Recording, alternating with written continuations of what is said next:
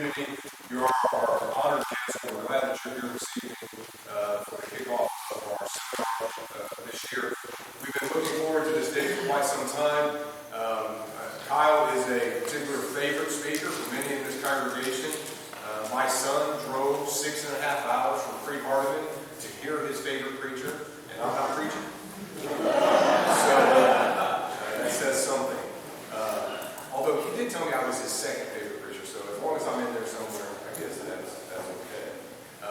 Kyle's a friend, and I appreciate him, and he and I shared some conversations over the years, and I admire him very much. Kyle has 3 degrees from Freed-Hardeman University as his undergraduate from there. He has an MA in New Testament from Freed-Hardeman, as well as his Master of Divinity, his MDiv, Master of Divinity, with emphasis in apologetics. He has worked for Apologetics Press for about 20 years or more, and he was here about 8 or 9 years ago. He was here, spoke here, and has also spoken in an area wide that we were involved with at the time.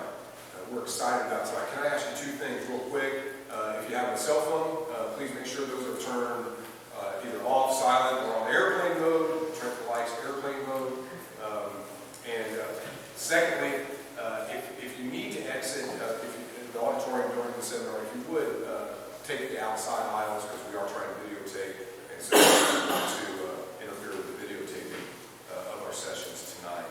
And I will take up any more of this time.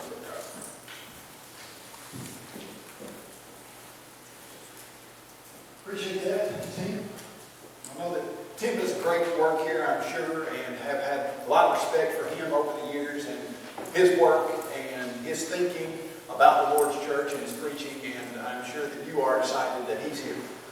Little John was at school, and he wasn't known for always telling exactly the truth. You know, sometimes he would exaggerate some things. And little Johnny's teacher said, "What did you guys do this weekend?" Little Johnny said, "Well, me and my dad went fishing." She said, "Oh, you went fishing? How'd you do?" He said, "Oh, we wore them out, caught all kinds of fish." She said, "How many did you catch?" She said, "We caught 100 fish."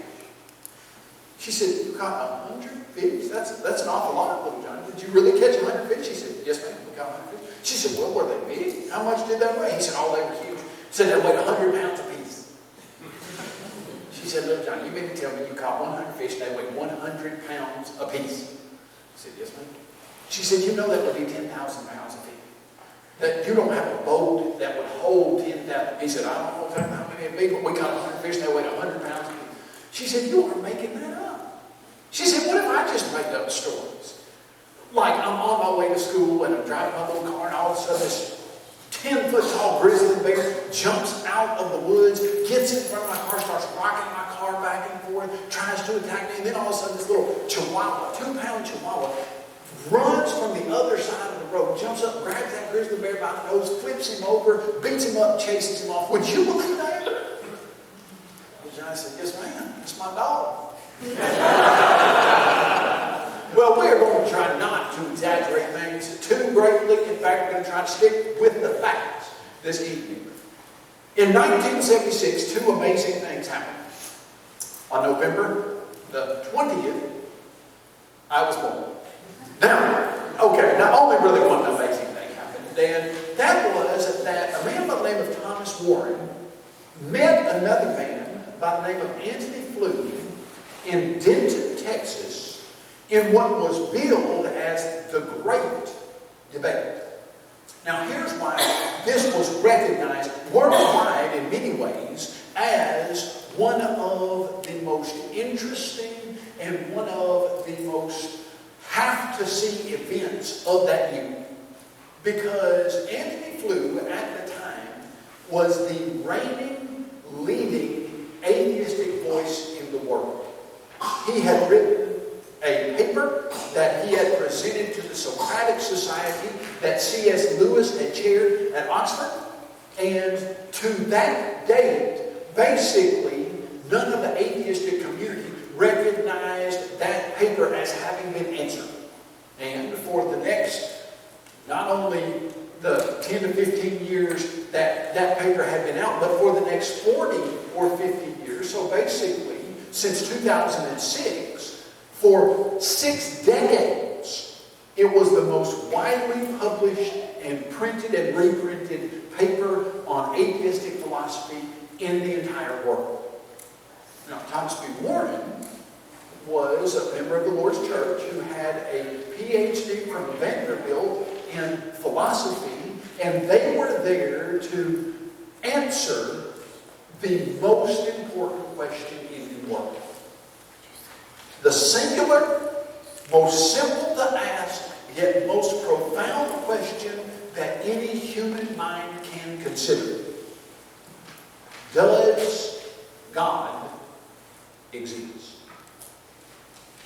Now, in 2006, in his recap of what was going on in his book, There Is No God, Anthony Flew said, of all the face-to-face interactions that he ever had, where there were actual people in the audience, this was the largest attended event of his entire speaking career, with 5,000 people every night coming for 2 hours to a 4-night debate in Denton, Texas, to listen to what these two giants in their thinking communities would say about this question. And that was in 1976. Now, that question has only built in interest and importance since then. And let me tell you what I mean by that. If you were to pull out a dollar bill or to pull out a quarter that you might have in your pocket, flip it up in the air, catch it, end it up on tails or whichever side that dollar bill would be, you would see a statement on the coinage and the dollar bills and various different pieces of paper money in the United States that says, "In God we trust." And that has been on there for multiple scores of years. But that statement now is being questioned by a lot of people in our country. In fact, at the present, the number of people who do not believe that God exists is the highest it has ever been in the history of the United States of America. In fact, if statistics tell us correctly, there are about 22 million people that would classify themselves as either atheists or agnostics. Now, a person who is an atheist, that prefix "a" on the front of something means not. Theist comes from the Greek word theos, which means God. And so a person who is an atheist, no God, is a person who says, "I know God does not exist." In fact, many of them would say, "I know God does not exist, and you should know that God does not exist, and I'm willing to spend a large amount of my time and resources trying to convince you that He doesn't." Now, that's about 3% of the adult population in the United States of America. Another 4% of the adult population in the United States of America calls themselves agnostic. Now, that word agnostic, there again, you've got the letter A at the beginning. And you have the next word, gnosis. It's G-N-O-S. It's from the Greek gnosis or gnostic, which means knowledge. That's where we get our word K-N-O-W, know. So, agnosis means someone who doesn't know, doesn't have knowledge. And what agnostic says is, I'm 98% sure that there's not a God. I can't say 100% that there's not, but I can say there's not a God just like I can say there's not fairies and unicorns. And while I can't prove it beyond the shadow of a doubt, I'm almost positive that it's not the case. And so I'm going to live like it's not the case. In fact, several years ago, during the holiday seasons, there were some, what they call themselves, free thinking groups in England that put some signs on some of the buses that said, "There's probably not a God, so live how you want." And basically, they're just saying, we're 99% sure there's not, but there might be 1% out there, but it's not going to affect us, and so we don't think there is, and think there's not enough knowledge ever to come to the conclusion that God exists. Now, that's 22 million people in the United States of America. Now, in the U.S., there are about 330 million people total. Of course, those aren't the adults, so you're talking about 22 million of the adults, so maybe 180 million adults or so. So you got 22 million people who, out of the 180 million, that's more than 10% of the adult population. Now, when you start breaking that down, I drive through I-65 quite a bit down in Alabama. And lots of times I'll run through Birmingham, Alabama in the middle of traffic. I mean, it'll be a Friday night at 5:30, and traffic will be moving snail pace, and you will start to think to yourself, how many people are in the Birmingham area? Well, you start doing some calculation, you realize that there are approximately, in the Birmingham and greater Birmingham area, there are about 1 million people in the city of Birmingham. And somehow they all have 2 cars, and they're driving both of them on Friday night. I don't even know how that's possible, but somehow it seems like it, doesn't it? Now, that is a very large city. Now, multiply that by 22 that is filled with adults who all say God doesn't exist. And then you can start to see why that question has only increased in importance since 1976, because now we have even more people who would be on the side of Antony Flew and who would say, yes, there is not a God, and we want people to come to our side of this discussion. And so here we are. It's Friday night. Point Pleasant, Church of Christ. Here in, well, your address on my GPS says Erlanger, Kentucky, but I got a Hebron, Kentucky address somewhere else, so I'm not exactly sure where I am. Maybe if I stand over here, I'm in Erlanger. Maybe if I'm over here, I'm in Hebron. I don't know. But here we are. We've got several people tonight that want to be here to discuss how we can know whether God does or whether God doesn't exist. Now, what I'm here to suggest to you tonight is that you can absolutely positively know one of those conclusions to be true and the other to be false. So, which is it? What I'm going to ask us to do this evening is, I don't know what you're doing here.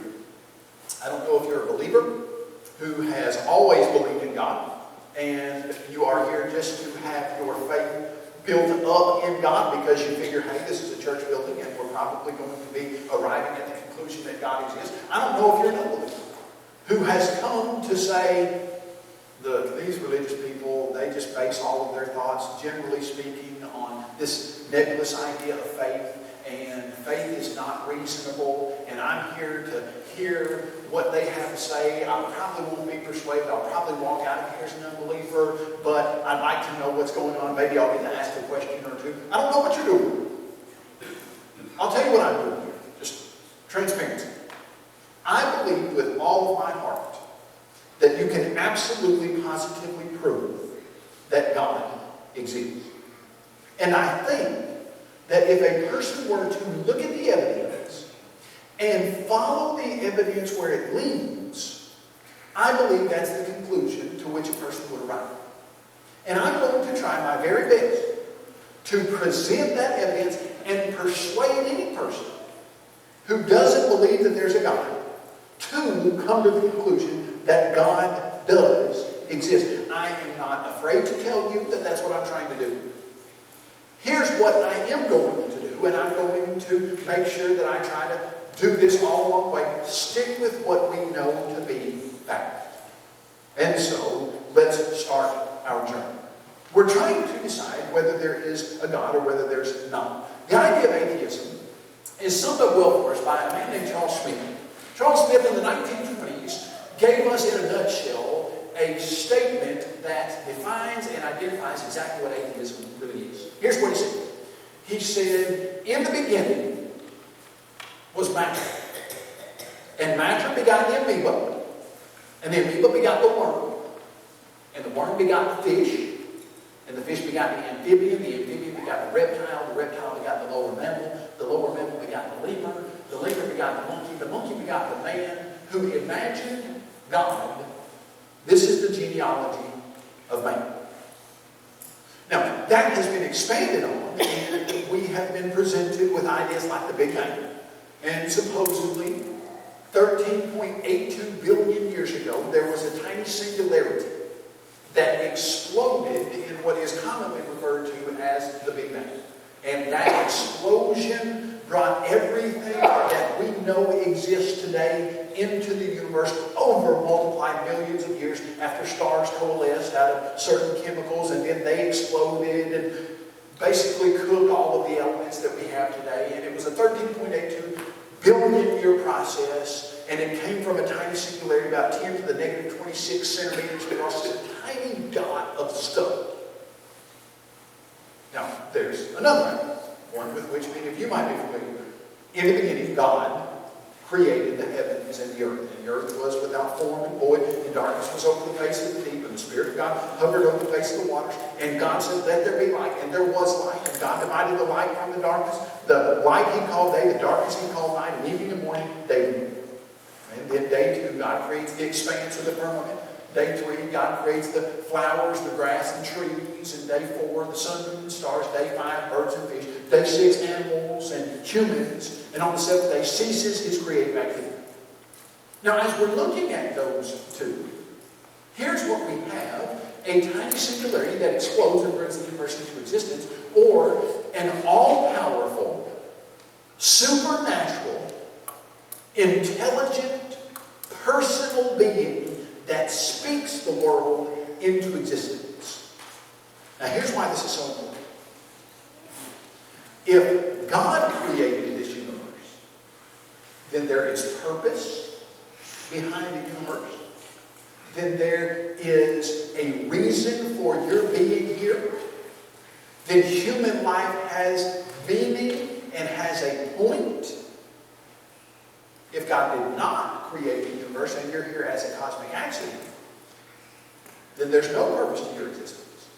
There's no ultimate meaning to your life. Your life, like Dan Barker, the atheist who is the co-president of Freedom from Religion Foundation, is no more valuable than rats or bacteria ultimately. And we're just here for a little while physically. When we die or the world blows up and what they think will happen as a heat death, then nothing matters ultimately.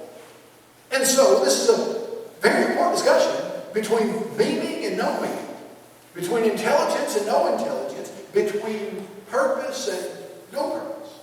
And so let's start applying some things we know to be fact to bring evidence to bear on this discussion. And the first thing we would just start with is a scientific law.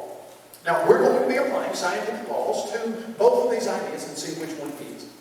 Now, the fundamental scientific law that we use all the time is the law of cause and effect. Now, the law of cause and effect simply says this: every time you see a material effect, there is a cause that came before it and was greater than it.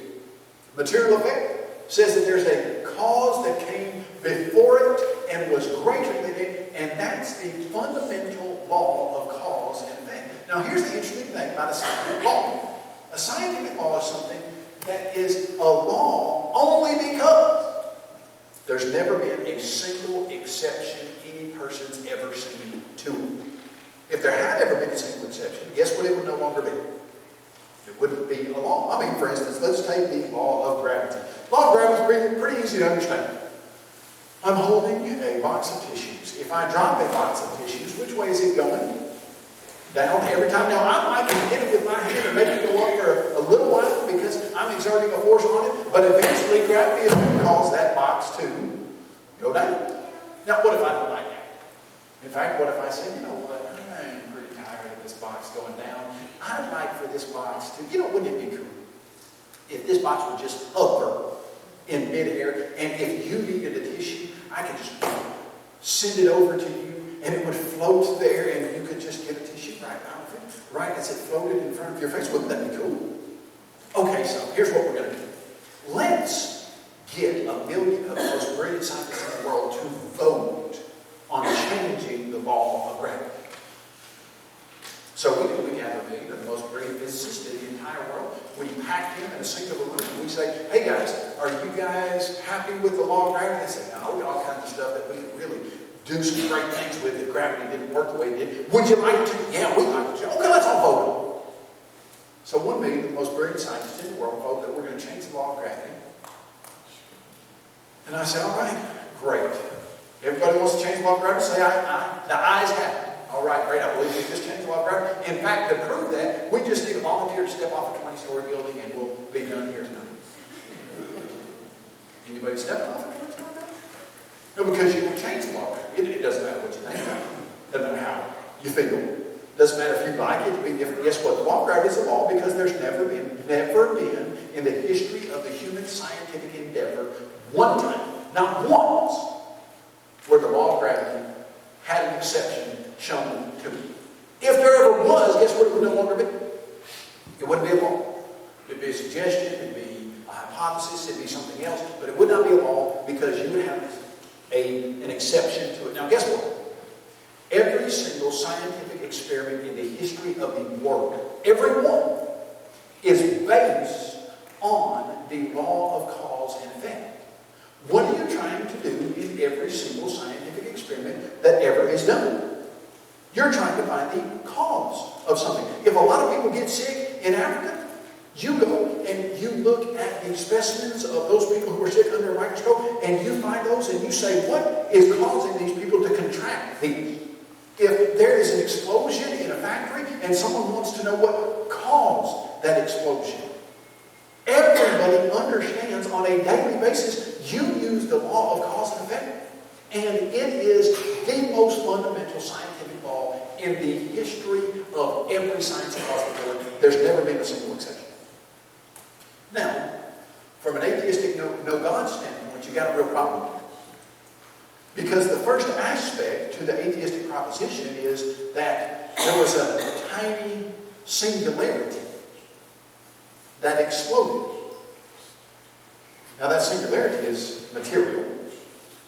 And so it's in effect, and it would have to have a cause. And so you ask the simple question, okay, where did that original ball of stuff come from? Now that's a really great question.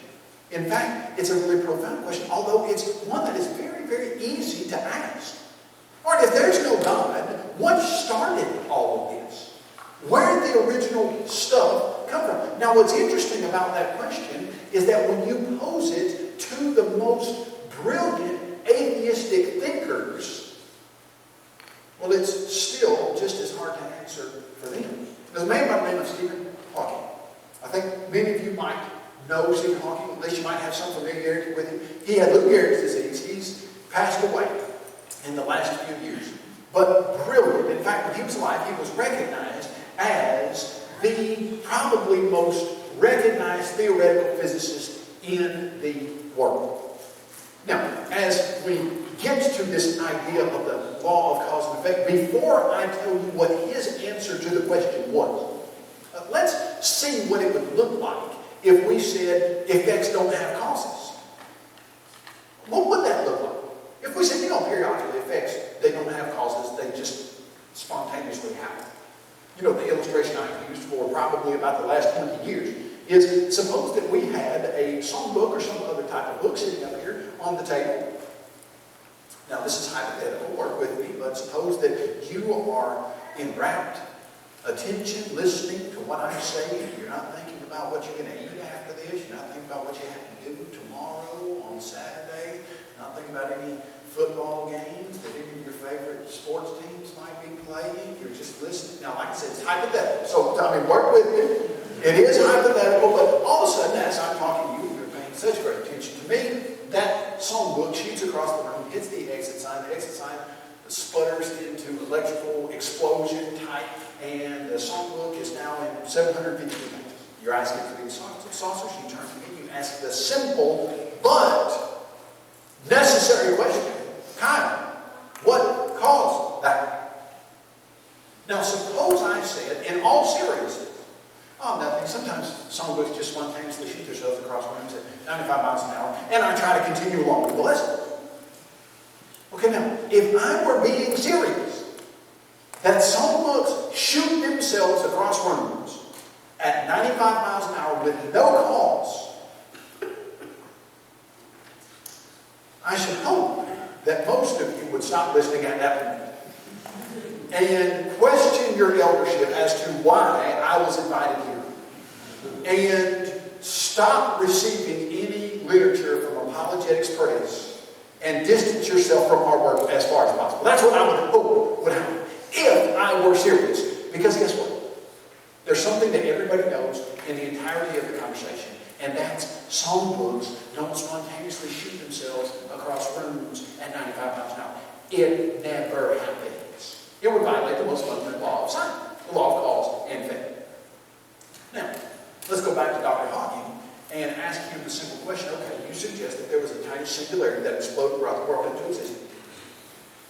Where did the singularity come from? I want a straight answer here. Here's what he said. You know, stars like the sun can't pop into existence from nothing without a cause. He said galaxies can't pop into nothing without a cause. He said black holes can't pop into existence without a cause. From nothing. But whole universes can. Do you know what he said? In essence, hey, songbooks sometimes shoot yourself across the room at 95 miles an hour. It just happens sometimes. Except every single physical experiment ever done in the history of mankind is based on the idea that we don't have causeless effects. Now, the first problem with the atheistic proposition, the idea that there is no God, is that you can't get a material effect from nothing. In fact, there's a man by the name of Lawrence Krauss who wrote an entire book that is titled A Universe from Nothing. And it is the most jargon-filled attempt to persuade you against rational thinking that yes, you could get a whole universe out of nothing. And it could just spontaneously pop into existence with no cause from it. In spite of the fact that matter does not and cannot do it. Now, I don't want to insult your intelligence, and I don't want to drop this to any lower than it actually is, but it's a very simple question that if you can answer it, it really does refute this entire proposition from an atheistic standpoint. If there ever was a time when there was absolutely nothing, what would you have done? Nothing. Something cannot come from nothing. And so it is kind of cliche, but it's like that old joke where the engineer goes to God and he says, God, I just don't think you did a really good job on the universe. I think I could have done better. And God says, you think you could make a better universe than I think? The engineer says, yeah, I believe that I could. I seem like there are some design features that I can improve on, and I don't think you did a real good job with this and that. I think I can do better. And God says, okay, well, let's just have a competition. We're going to see which of the two of us can build and make and create a better universe. You build yours, I'll build mine, and we'll see which one's better. The engineer bends down and picks up some dirt and gets ready to work. And God says, hold on. You have to get your own dirt.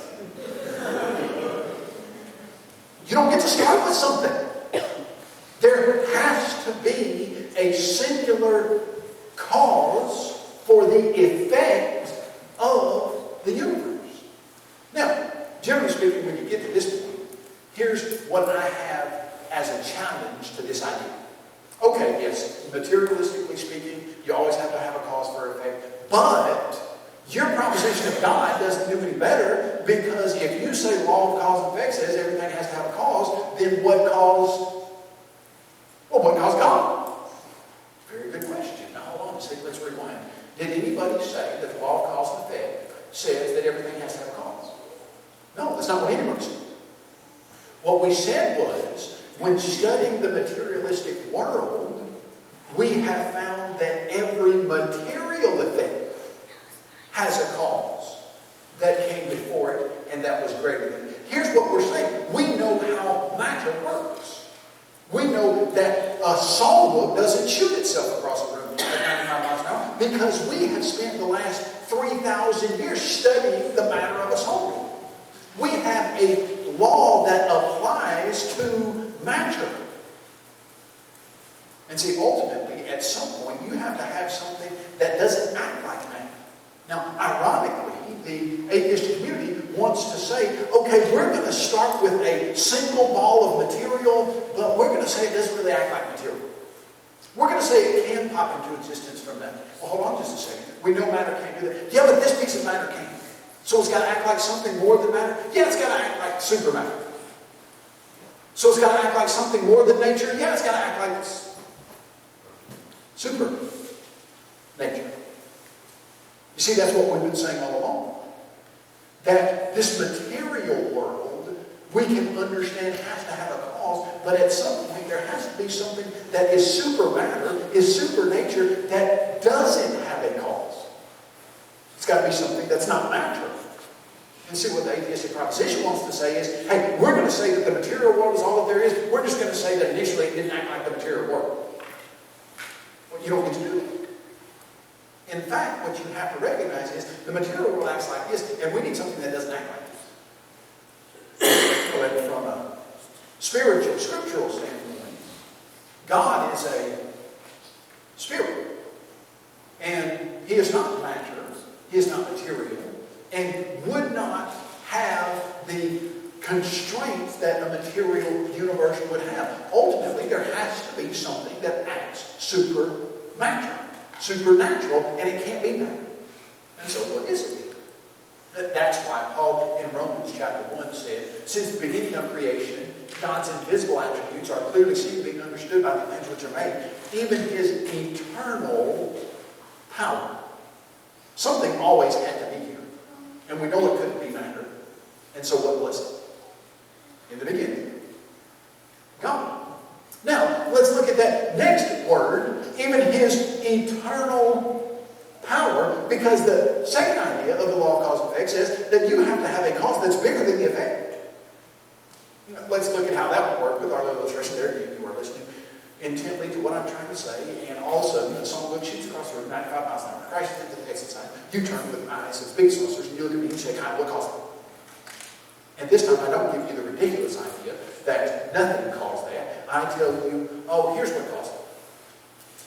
While you were listening to me, a tiny speck of dust floated over to the songbook, landed on the songbook, and catapulted the songbook all the way back to the wall. A tiny speck of dust did it. What's the problem? We've got a cause now. What's the problem with the cause? It's not big enough. You've got to get something more powerful than a speck of dust. A guy driving a UPS truck down Interstate 71, all of a sudden, he comes to a screeching halt, does 3 flips into the side of the ditch. You quickly pull over, you dial 911, you get out, and you go over, and thankfully he's not hurt. You go to him and you say, are you okay? He says, yeah, I'm okay, but you got to get everybody off the road. You say, you got to get everybody off the road? What's the situation? Why?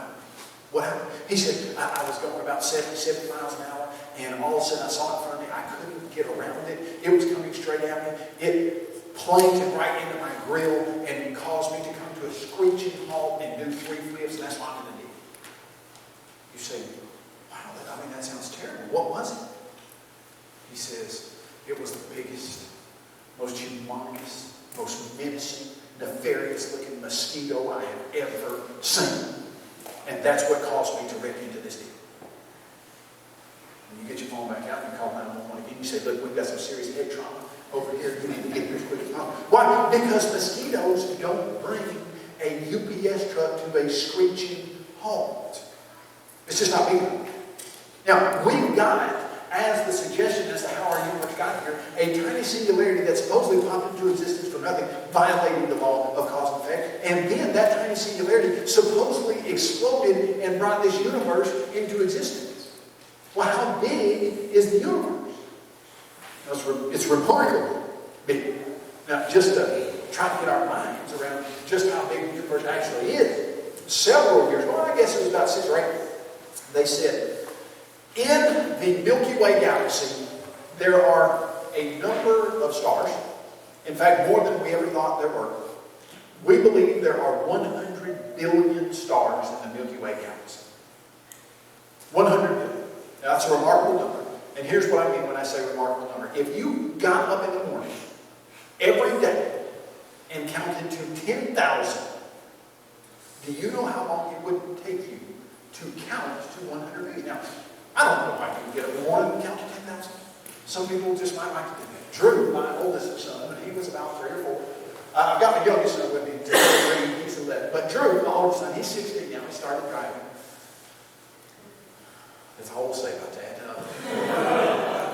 He likes to do stuff, and sometimes on Saturday morning he would get up and he would be earlier than we would. He'd get up at 6:30, and we'd stay in bed for a little while longer. And so sometimes he'd do stuff. One Saturday morning I got up and I said, Drew, you been up a little while? He said, yes, sir. I said, what were you doing? He said, oh, I was counting. I said, what were you counting? He said, oh, nothing. What'd you count to? He said, 3,000. Never got up on Saturday morning. Light streaming through the blinds there. You think, man, this would be a great day to count. I'm going to count to 3,000. 1. I've never done it. I'm not really excited all that much about it. But imagine getting up and counting to 3,000. Now, subsequently, after I used that illustration, several people have actually come up to me, generally speaking, they're 12 years older, and they said, oh, yeah, I get up and count sometimes. Okay, well, if you get up and count sometimes, more power to you. But now, think about this. Every number that you count, 1, 2, 3, 4, 5, 6, 7, 8, 9, 10, 11, 12, 13, you're counting to 10,000. 3.3 times longer than just 3,000. You're counting to 10,000. And every one of those numbers represents a star. 1, 2, 3, 4. 1, that's a star. 2, that's a star. 3, that's a star. And some of the stars are the size of the sun. The sun is 1 billion times the size of the earth. Okay, 1 billion times the size of the earth. That means you can take 1 billion earths, put it in the sun. There are some stars that are 1,400 times the size of the sun. So you could take 1,400 suns and put them in those stars, which means you could take 1.4 billion earths and put them in those stars. And every one of your numbers, 1, 2, 3, 4, 5, 6, 7, 8, 9, 10, 11, all count for stars. You're going to count 10,000 every single number. You know how long it's going to take you to count to 100 billion? You count 10,000 every day. You count for a year of your life, and then you count for 20 years of your life, and then you count for 50 years of your life. Count 10,000 every day, and every single number means you count one star, and some of those stars are 1.4 billion times the size of the earth. You know how long it takes to count to 100 billion? 27,000 years.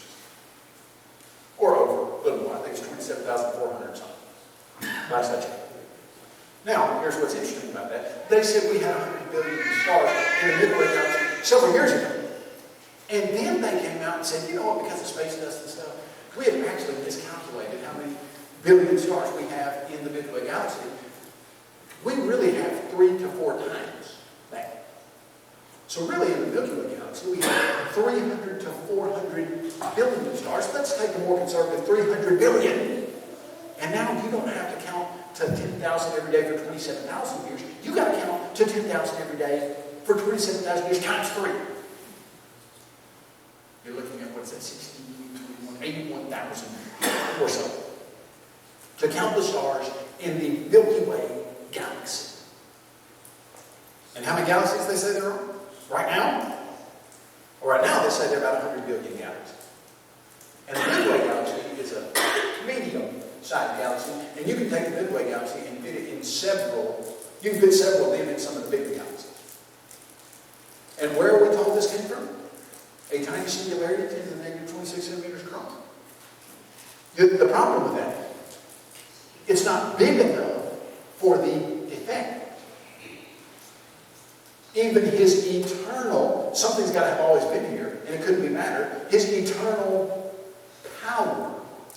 Oh, just by the way, the fact of the matter is, I've got about an hour and a half worth of material on how big the universe is that I always get to about 7 minutes of it, because after about 7 minutes, I think everybody gets the point. I start saying doing this, and I think, oh, yeah, I probably would if I started talking billions of stuff that I don't really even understand. I just repeat it. But here's another interesting thing. For several years, they suggested to us that if this were the side of the entire universe, and that were the other side of the universe, that if you could travel the speed of light, which is the fastest thing anybody knows travels, that is 186,000 miles a second. That's 3 times around the equator of the Earth, 7 times around the equator of the Earth in 1 second.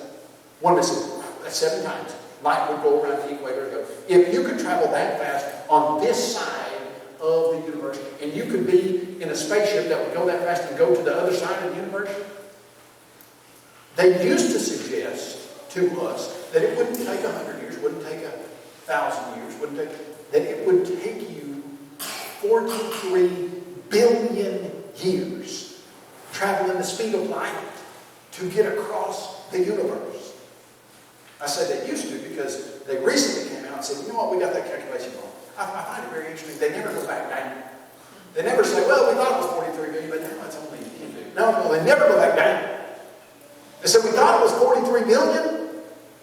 Actually, it looks like 96 billion light years. That means how long it takes to travel a distance that you're traveling the speed of light in a year. It would take you 96 billion years to travel the speed of light to get across the universe. Now, I love the end of this particular article. They said, basically, we've had these calculations, we've gotten kind of wrong. It's at least twice what we thought. And at the very end, they said, now catch this, don't miss it. And some Oxford scientists think it might be 250 times that. 96 billion? And it might be 250 times that? Okay, so I don't even know the math behind 96 billion times 250. But you're talking, here's what I do know, really big. Now, why do you think the psalmist wrote in Psalm 19, the heavens declare the glory of God, and the firmament shows his handiwork, day unto day utters speech, night unto night utters knowledge. There is no language, no place where his voice is not heard. Here's why. If you're in Hawaii and you look up and you see that night sky, you could realize something really big had to cause that. If you're in the Rockies and you look up and you see that night sky, something big had to cause that. If you're in Columbia, Tennessee, where I live, and you look up in the night sky, you realize something big had to cause that. And you know the fundamental law of cause and effect says that if you have a material effect, whatever causes it's got to be bigger. And now you start to think, well, what could be bigger than a 96 billion light year universe? And that's why Romans chapter 1, verse 20 says, for since the beginning of creation, God's invisible attributes are clearly seen, even his eternal, what's the next statement? Power. And so, as you start looking at the evidence for the existence of a supernatural creator, you realize that there had to be something that was supernatural, that was bigger than what we've got now, in order for us to have what we've got. And the next aspect of that simply is that not only that, but if you're suggesting that that creator was intelligent, then you would look in the universe for intelligence. And intelligence is not difficult to spot. If you're walking along the beach and you look down and you see a watch poking out of the sand and you pick that watch up, what do you recognize about that watch? Well, it was created, it was designed, it was put together by someone intelligent.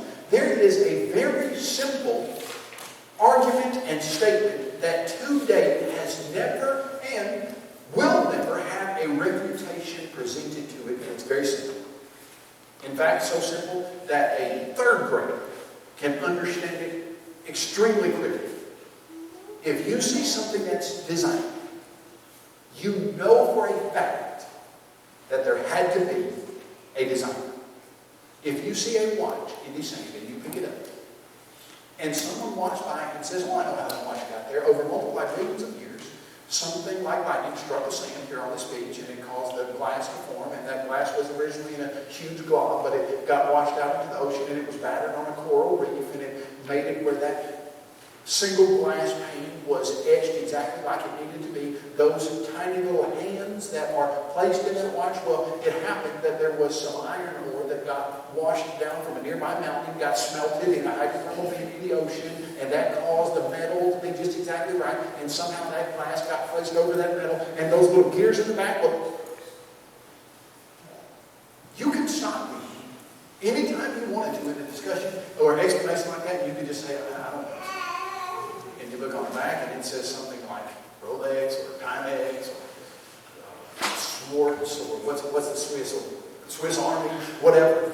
And you think, oh, okay, hold on a second. I think I've got a much better explanation. Someone real intelligent put these pieces together and it worked exactly like that. So then you ask the simple question, in our material universe, do we see stuff that exhibits design? Absolutely positive.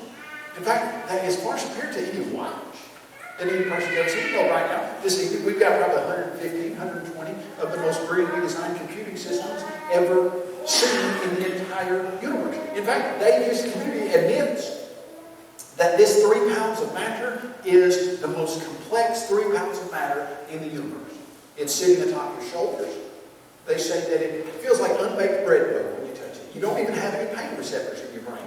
You've got some pressure receptors, but once they get through the skull to your brain, they can just poke on it and you just feel a little pressure, but then they hurt. I wouldn't advise it, but that's what can happen. And yet that human brain has never been rivaled in complexity by anything that humans have ever designed. Humans have designed some amazing things. The other day I called my friend, hit his number, called him up, and Michael was on the other end and said, "Hey, Mike, how you doing?" He said, "Oh, I said, "Where are you?" He said, "Ireland." I said, "You're in Ireland?" I thought it was just a few houses down from where I was. He said, "Yeah, I'm in Ireland. Me and my wife started taking a trip." We've got a cell phone that you can dial a certain number. You don't even have to hit the buttons now. In fact, you can talk to your favorite and my favorite friend and helpful entity, Siri, and you can say, "Siri, call Michael for me," and you don't even have to press a button. And we humans have designed a system that Siri, whatever Siri is, will then make sure that Michael is dialed and it will get to Ireland within 3 seconds. We're pretty smart. But with all of our intelligence, we've never found a way to design anything as remarkable and as complex as the human brain that we're using to design all the other stuff. Now, if a cell phone has a designer, and a human being is it, then what would be intelligent enough to design a human being? Let's revisit our debate. In 1976, Anthony Flew and Thomas Warren met in Denton, Texas. And Thomas Warren used this design argument. He put a picture of a prosthetic limb, an artificial hand, up on the overhead projector. At the time it was. He didn't have PowerPoint. It was a pencil drawing that was put on an overhead projector. Some of you young people have no idea what an overhead projector is. And guess what? Just personally, I don't think you're missing much. Those things. There's a little sleek piece of plastic that you put over this little projection device. With a little pencil drawing. And he said, "Dr. Flew, do you see this artificial hand? Did it have a designer?" Great question. Prosthetic limb? You know, they've come pretty far with prosthesis now. There's a prosthesis that I wrote about several years ago now, and I think they've even improved it since then. It's a 10-pound metal alloy arm that they attached to a 26-year-old Marines shoulder. She had lost her arm in an accident. And so they put this 10-pound metal alloy arm on her shoulder. And here was the remarkable thing about this new feature in prosthesis. They took the nerves out of her shoulder and attached it to wires that connected to the motors of the finger. And so in a very real sense, she would think about moving her pinky finger. Well, if I understand it right, they didn't wire it exactly right at first, and so she'd think about moving her pinky finger, and on the prosthesis, the thumb would move. And I think they rewired it, or they said, "Hey, look, we don't know how to fix that. Just when you think about moving your pinky finger, your thumb's going to move, so just think about it like it's your thumb." No, that's pretty neat, though. Can take the nerve from the human body and hook it to a wire on the motor. Dr. Kukin, the man behind the design, he said, "This is unbelievable. Nobody's ever seen anything like it." He said, in the field of prosthetics, this is the most advanced piece of complex machinery anybody's ever seen. He said, she can hold a spaghetti jar with one hand, and with a spoon she can scrape the remaining spaghetti sauce out. Nobody's ever been able to do that with a prosthetic hand. He said she can fold clothes without using a hard surface, just with using her hand now. And it's remarkable. Nobody's ever done it. He said, but it's still clumsy. Compared to what? Oh, just your regular old hand. This thing costs $4 million. And that's not counting the research behind it. I mean, you're just talking $4 million to construct the thing. And I'm talking about the thousands and thousands of man hours that were behind the design of the thing. You're just talking about $4 million just to build it. And it's still clumsy compared to your regular old human hand. I mean, you take a hammer and you smash the finger of your regular old normal human hand, and what happens? It hurts. Okay, yeah, of course. But then what happens? Your body immediately sends an enzyme down there to decide if there are any bone chips that need to be eaten away to start repairing where you smashed your finger. Now, of all the things to worry about, have you ever thought, you know what, there's an enzyme that can be made in my body that eats bone? What if that one haywire one day? Wake up the next morning, I ain't bone, man, that enzyme went crazy. Here's what else is interesting. It identifies the pieces of bone that don't need to be there, it dissolves them, and the pieces of bone that do need to be there, it starts using tissue to push them back in the right place so that they can grow back together. And in 6 to 8 weeks, your finger is repaired in many instances, and, well, sometimes it's a little more crooked than the other one is, but sometimes it's even stronger after it's repaired than it was before you smashed it. Now take a hammer and smash a thumb on a 10-pound, $4 million metal alloy hammer. And what happens? You get sued for $300,000 by the creators of that, and guess what? If you're going to fix that thumb, you can't just let it sit there. It's going to take some very intelligent people to start repairing that, and most likely they'll just replace that. Cut a wire on that prosthetic limb, and those motors are no longer going to work like they should. You take a knife and you cut your hand accidentally, it's going to immediately start a blood clotting cascade that within seconds starts repairing the capillaries and veins and arteries and things that have just been cut. Dr. Fluke, said Thomas Warren, did this prosthetic hand have a designer? What's Dr. Fluke have to say? You have to. Yeah. So then, Dr. Warren puts up a picture of a human hand. You know what's coming. Dr. Fluke did this human hand have a designer. It's superior in every way for what humans need to do with it to the prosthetic. In every way. Did this human hand have a designer? Dr. Fluke. He said, what's he got to say? What's he got to say if he wants to be an atheist after the end of this debate? He's got to say that. If he wants to hang on to his atheism. And so he does. He says, yes, the prosthetic limb did. No, the human hand did not have a designer. And Thomas Warren said, where did it come from? And Dr. Fluke said, it just grew.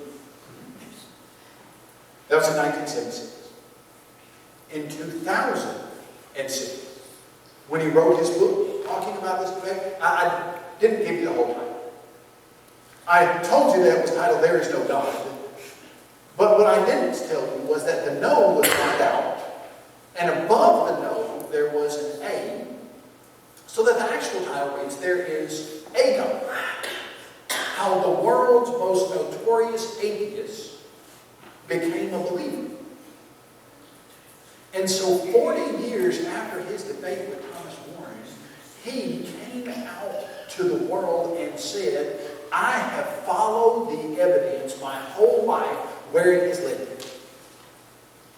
And I am convinced that there has to be a supernatural, all-powerful, spiritual being that created this world, because the design that we see in this universe is impossible without intelligence.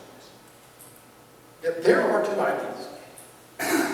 In the beginning was matter, and in the beginning was God.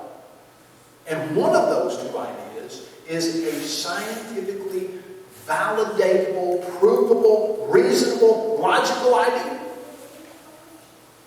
In the beginning, God created the heavens and the earth. I really appreciate you being here this evening. You could have done whatever you want to do on a Friday evening, and you chose to spend it with us. That's exciting to me. Here's what we're going to do. Number one, I'm going to, in just a second, after I make a few announcements, open it for any questions. Now, it doesn't have to be any kind of question about something that we discussed this evening. Could be any kind of question over anything that you saw listed on the speaking titles that you wonder about. Open it to any questions. If we have 1 or 2 or 5 or 6, we'll deal with those for 5 or 10 minutes, and then we'll save some of those maybe for the end of the other session or for later this weekend, and we'll see how that goes. As you go out, there are some books on the side of the wall there. The ones to your immediate right are some samples of some magazines and things that we do at Positive Press. They're absolutely free. Please take them. The other ones have a price tag on them. Now, those price tags are suggestions. And what I mean by that is, we are a nonprofit organization, and we don't want any type of financial question or anything to get in the way of you getting the material that you need. And so if you look out there and one of those books has $9 on it, and you think, I really want this book, but I don't have $9 on me. What do you got? You got 7? Okay, put it in. Well, I really want this book, I don't have $7. Okay, what do you got? 5? I'll put it in. Well, I really want this book, but I'm an unbeliever, and I don't want to support your ministry at all. And I just want to take this book with me. Okay, take the book with you. We don't care. We want the material to get in the hands of the people that need it. And so if there's anything out there that you want, then there's a suggested price on it, but if for some reason that is not whatever to you, okay, great. Put anything or nothing in that basket and take that book with you, because we want you to get this material. Also, there's our website that has lots of this on it. Now, the thing we're probably the most excited about is our new Defending the Faith Study Bible that is coming out at the end of this month, beginning of next month. It's a 2,500-page complete study Bible that is based on the New King James Version of the text. And we have about 90 special sections in there that deal with, well, what about the Bible and slavery? Well, how can God be a loving God and allow the deaths of innocent people? What about defending God's position on prayer? What about, and 90 special sections that deal with all kinds of things. We've got 2,500 pages of material, including the biblical text. To our knowledge, it's the first time it's ever been done in the Lord's church today. And so, of course, with all of those apologetic type ideas, we also have defense of the plan of salvation and of God's organization for the church with elders and deacons and things of that nature. And I think it's going to be one of the most remarkable things that AP's ever put out in its 40-year history. We've got a pre-sale sheet of paper out there that you can go ahead and pre-order that. When they come in, we'll ship it to you.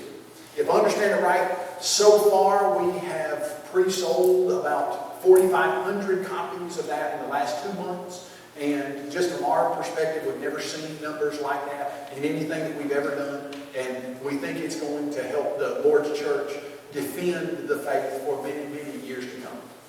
And so that's what we've got coming down the pike in the next 2, 3, 4 weeks. It should be in our offices first week of November by the latest. And just wanted to make you aware of that. And then after we have a few questions, and then we'll have refreshments for 10, 15 minutes. And then we'll come back in here and we'll deal with Evolution Stinging Ice. And so what we'll do before we have refreshments, and that's always dangerous to say, we're going to do some questions before we have refreshments. You know what happens, generally speaking, when you do that? There aren't very many questions, and people shoot right to the refreshments, which is okay, no problem, because I've got a simple rule for questions. I've been laying down this rule for questions for the last 20 years of my work at Apologetics Press. You can ask any question you want, as long as I know the answer to it. And that way, question and answers work perfect. What do you got? Any questions on the stuff that we have discussed tonight, or the stuff that you think we will discuss? Reed, did you have a question? No? This is probably the 38th time that Reed has heard this particular lesson, and I think I might have answered all of his questions. He's my 11-year-old. Yes? I'm a high school student. High school student? And the question I always seem to get is, yes, all this, all that, but why should we listen to a 1,000-year-old dusty old book? Okay, very good question. Why should we listen to a 1,000-year-old, dusty, old book like the Bible? And, I guess I would take that even back a little further. Your New Testament was written between 50 and 100 AD, so you're looking at almost 2,000 years for your New Testament. And your Old Testament was written 14 to 50 BC. At least that's when it started being written. old. So you're looking at 3,500 years old. So the question really is, why should we listen to a 3,500-year-old book? Now, here's the answer to that. The book that we call the Bible, the library of 66 different books, is the only book in the history of humanity that there has never been a single error found in it. And not only has there never been a single error found in it, but it has information that we didn't discover until thousands of years after the time that it was written. And so if I had the time, we've got a book on our table out there. It's called Behold the Word of God. And it's free on PDF if you want it on our website. Most everything we've got out there in hard form is free on the website. You can just download it and print it. Some people still like to have a book, kind of like me. I like to have a book so I can underline it and draw in it and write in it and talk to the author in it and everything else. But if you just want the material, it's on the website. But what we do in that book is go through the evidences that prove that the Bible does contain accurate predictive prophecy. That the Bible does actually have